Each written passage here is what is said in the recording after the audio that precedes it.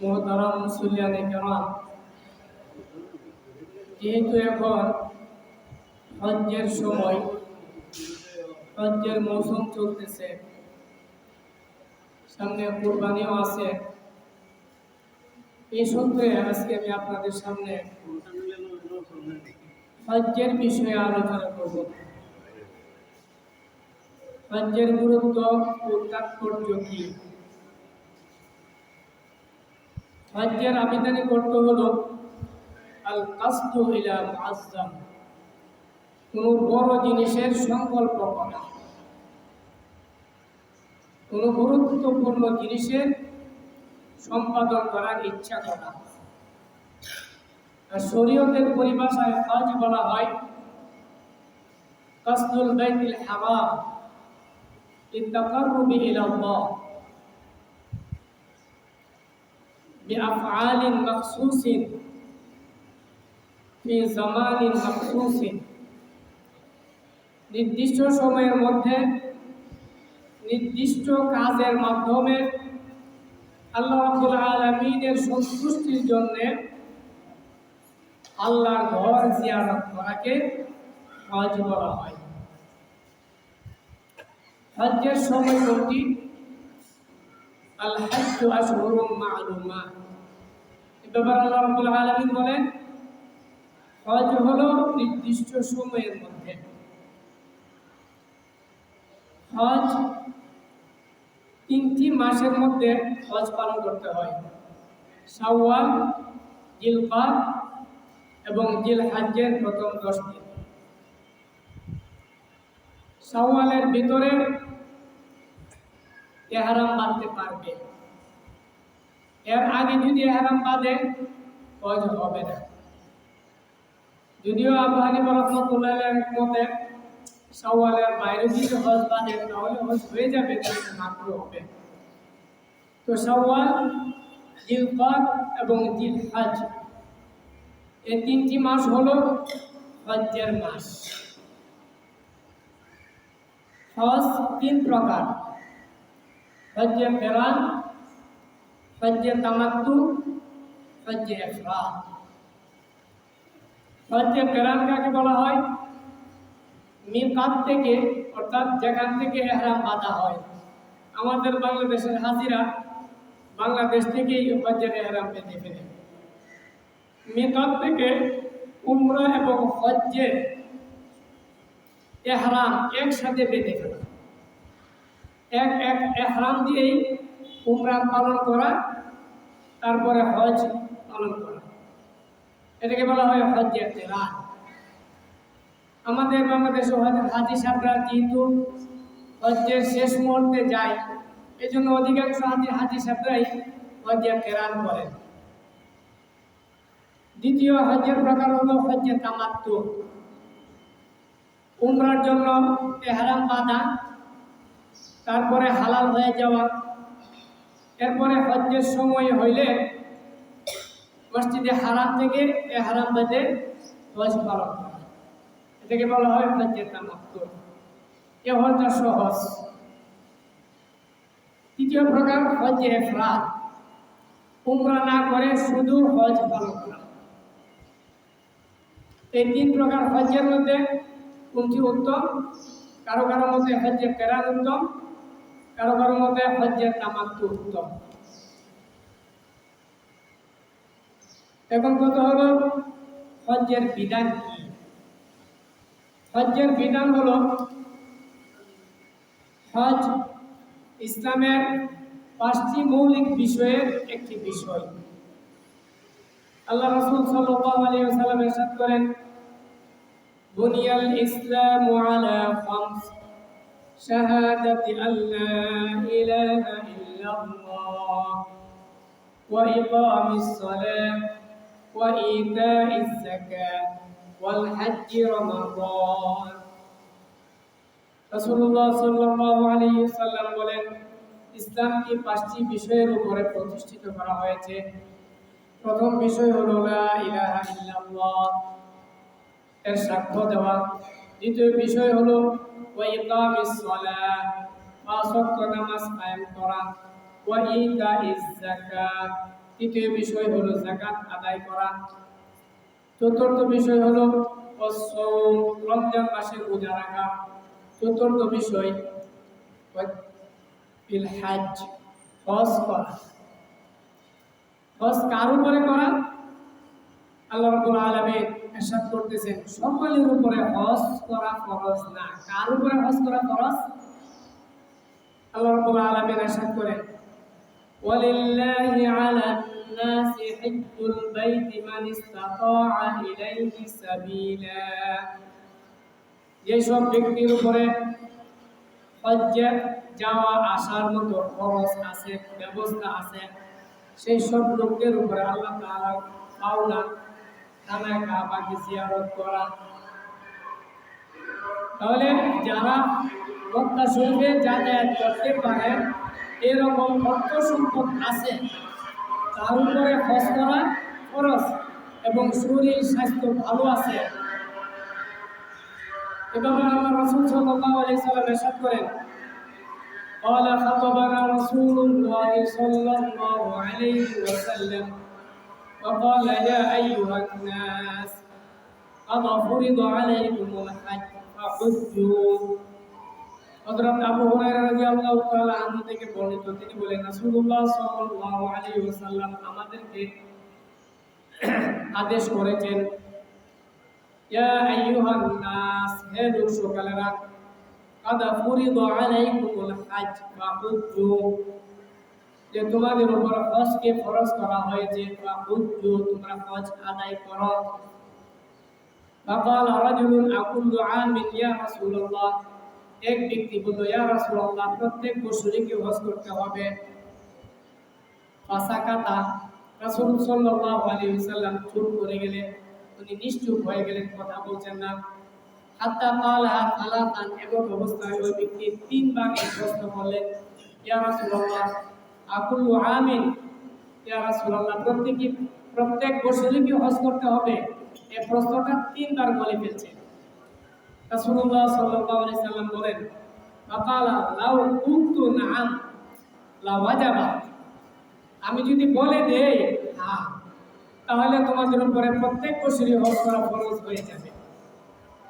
ওয়ালাম্মা ইসতাতাতু, তাহলে তোমরা প্রত্যেক বছর হজ করতে পারবে না, সুতরাং এরকম প্রশ্ন তোমরা করো না। সুম্মা ক্বালা দারুনি মা তারাকতু, তোমরা আমাকে ছেড়ে দাও, এরকম প্রশ্ন করে তোমরা আমাকে আটকায়ও না। আমাকে যদি আটকাও আর আমি যদি হ্যাঁ বলে দেই তাহলে তোমাদের উপরে ফরজ হয়ে যাবে, তাহলে তোমরাও অনেক কঠিন অবস্থার মধ্যে নিপতিত হবে, পতিত হবে। সুতরাং এরকম উল্টাপাল্টা প্রশ্ন করে না। তাহলে হাদিসের দ্বারা স্পষ্ট হলো আল্লাহ রাব্বুল আলামিন বান্দাদের উপরে হজ ফরজ করেছেন। কোন বান্দাদের উপরে হজ ফরজ করেছেন? যারা নাকি হজ করার উপরে সক্ষম, মক্কা শরীফে যাতায়াতে সক্ষম। কিভাবে সক্ষম? তার রেল এবং মৌলিক প্রয়োজনের অতিরিক্ত অর্থ দিয়ে মক্কা শরীফে যাতায়াত করতে পারেন। এ ব্যাপারে ফিকহের কিতাবে এসেছে আল হাজ্জু ওয়াজিবুন আলাল আহরারিল বালিগিন, হজ ওয়াজিব স্বাধীন বালেগ পুরুষের উপরে, আল উতালা আলা সিহা আকিল, এবং যারা সুস্থ, ইদা কাদ্দারু আলা যাদ ওয়া রাহিলা, যখন সে মক্কা শরীফে আসা যাওয়ার মতো খরচ এবং বাহন তার থাকবে। ফাজিলান আলাল মাসকান, তার পরিবার পরিজনের খরচের অতিরিক্ত অর্থ দিয়ে। ওয়ামালা বুদ্দা মিনহু, যে খরচ তার জন্য একেবারেই প্রয়োজন, এই খরচের অতিরিক্ত অর্থ দিয়ে, মৌলিক প্রয়োজনের অর্থ দিয়ে।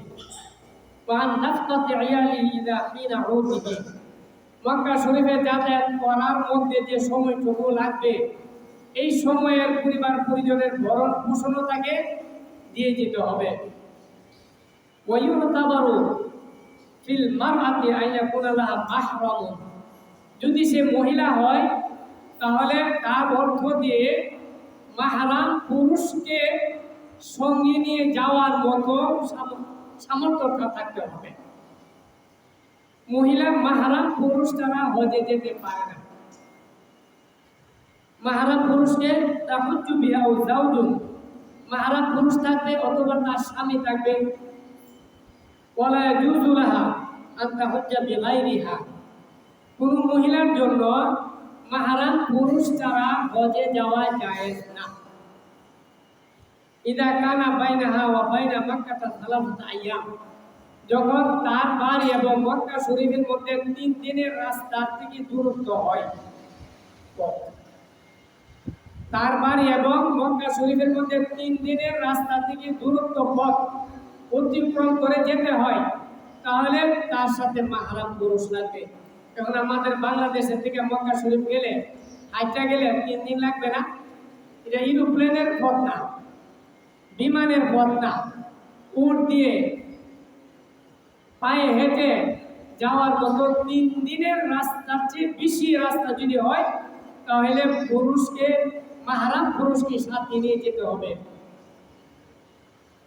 ওয়াইদা ওয়াজিদাত মাহরামান লাম ইয়াকুন লিযাওজি মানাআহা, যদি কোনো মাহরাম পুরুষ পাওয়া যায় তাহলে তার স্বামী তাকে হজ করতে যেতে নিষেধ করতে পারবে না। আর যদি মাহরাম পুরুষ না পাওয়া যায় তাহলে তার স্বামী তাকে হজ করতে যেতে নিষেধ করতে পারবে। কেন? হজ করা ফরজ, পর্দার মধ্যে থাকা কি ফরজ। এক ফরজ নষ্ট করে আরেক ফরজ করা জায়েজ না। এক ফরজ নষ্ট করে আরেক ফরজ সম্পাদন করা জায়েজ না। মহিলার জন্য হজ করা যেমন ফরজ, তাকে পর্দার মধ্যে থাকাও ফরজ, তার মান সম্মান আব্রু ইজ্জত রক্ষা করাও ফরজ। এজন্য মাহরাম পুরুষ না পাওয়া গেলে হজ্জে যেতে পারবে না। যদিও তার উপরে অর্থনৈতিকভাবে, স্বাস্থ্যগতভাবে এবং রাস্তার নিরাপদ থাকার কারণে এবং অন্য কারণে তার উপরে হজ করা ফরজ হয়েছে। আল্লাহ রাসূল সাল্লাল্লাহু আলাইহি সাল্লাম আরো ইরশাদ করেন, লা ইয়াহিল্লু লিইমরাতিন তুমিনু বিল্লাহি ওয়াল ইয়াউমিল আখির, যে মহিলা আল্লাহ এবং আখিরাতের উপরে ঈমান রাখে, এই মহিলার জন্য জায়েজ না আন তুসাফিরা সাফারান ইয়াকুনু সালাসাত আইয়াম ফাসাইদান ইল্লা ওয়া মা'আহা আবুহা ওয়া ইবনুহা ওয়া আজওয়াজুহা ওয়া আখুহা আও মাহরামু, যে তার স্বামী, তার ছেলে, তার ভাই অথবা অন্য কোনো মাহরাম ব্যতীত সে হজ করতে যাবে, অথচ তার রাস্তার দূরত্ব কতটুকু? 3 দিনের চেয়ে বেশি। মহিলার বাড়ি থেকে মক্কা শরীফের রাস্তা 3 দিনের রাস্তার চেয়েও বেশি। এমন অবস্থায় কোনো মহিলা মাহরাম পুরুষ ছাড়া হজ করতে যাওয়া হালাল না। এখন চিন্তা করেন, আমাদের দেশের অনেক রাজনৈতিক নেত্রীরা হজ করতে যায় রাজনৈতিক নেতাদের সাথে। নেতা তার কি লাগে? কিছুই লাগে না। সম্পর্কটা কি? সে রাজনৈতিক নেতা, সে রাজনৈতিক নেত্রী, সে নেত্রী আর সে হইল রাজনৈতিক নেতা। এ নেতার সাথে হজ করতে যাইতেছে, অহরহ যাইতেছে।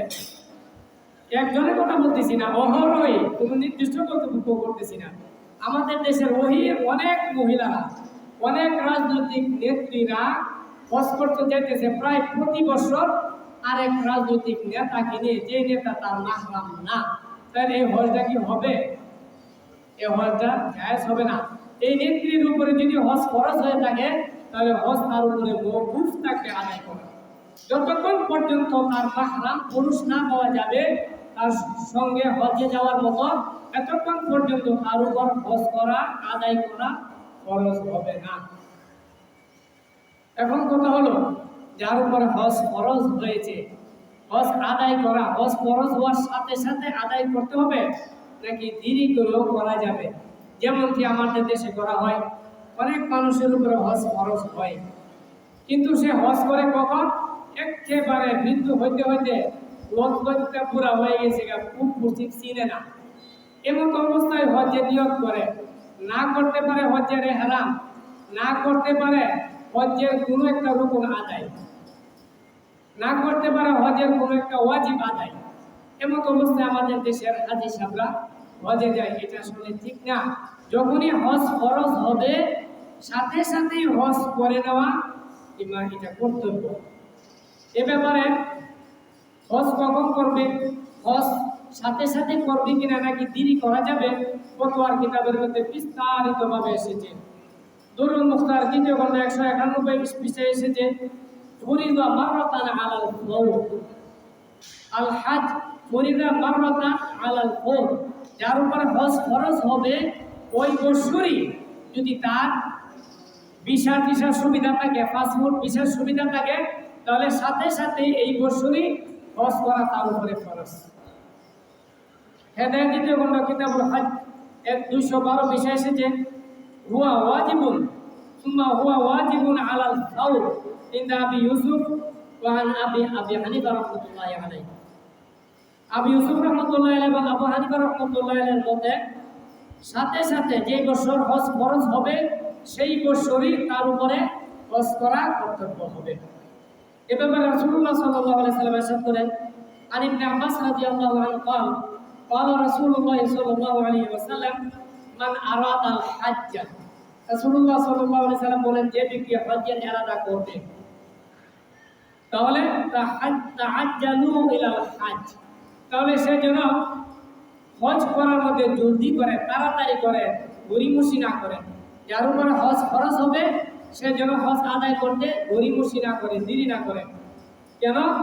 ফাইন্না আহাদুকুম লা ইয়াদরি মা ইয়ারুদু লাহু, তোমাদের কেউ তো জানে না তার উপরে কি অবস্থা সৃষ্টি হয়, তার কি অসুবিধা সৃষ্টি হয়, সে কতদিন বাঁচবে, তার অবস্থা কেমন থাকবে, সে কি ধনী থাকবে না গরিব হয়ে যাবে, সে সুস্থ থাকবে নাকি অসুস্থ হয়ে পড়বে, তার তো জানা নাই।